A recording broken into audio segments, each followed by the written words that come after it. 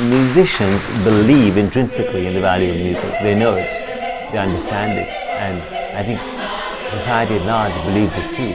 And that music is so essential to our humanness. It's so hardwired into our humanness that and we've obtained a survival advantage because of being able to be musical, to be creative, to be all of those kinds of things. And so in a sense, it belongs to what it means to be human. And if it belongs to what it means to be human, it belongs to every human.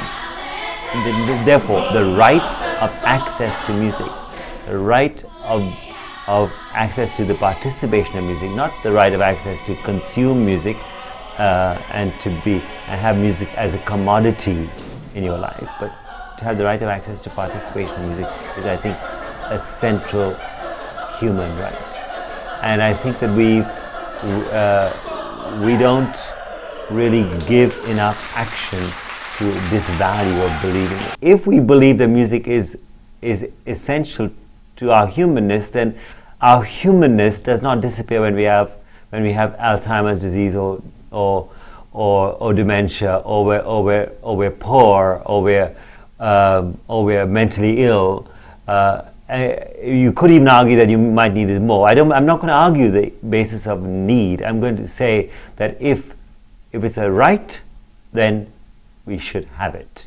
It's as simple as that. What we try to do in our performances is we break the notion that there's a separation between stage and audience. What has happened with music, the musical enterprise, is that there are certain dominant forms of behavior, certain protocols, certain kinds of forms of dress, certain locations that have become associated with us, and they have nothing to do with music. They have nothing to do with the essential act of making music. So for us, we will make music close to people. We'll make music. It occurred to me the other day. I thought, what is it about concert halls? We've created concert halls so that you don't want to have disabled people there because they might make a noise. We don't want to have babies in the concert hall because they might cry at the wrong time, whatever that might be.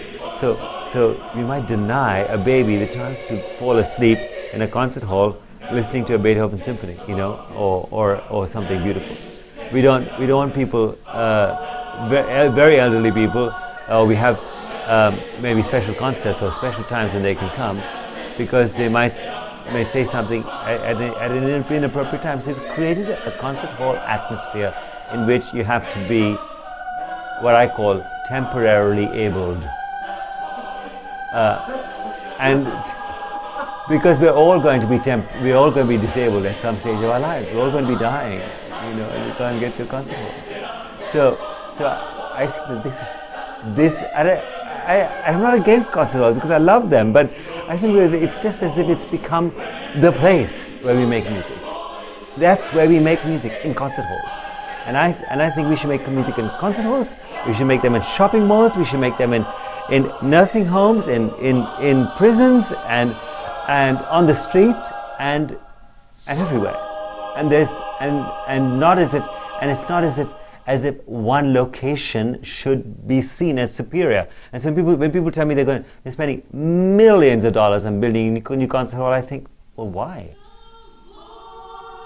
I mean, well, of course, there's something nice about having a great concert hall, but really, I mean, I would rather see us putting money into getting kids resources by which they can sing and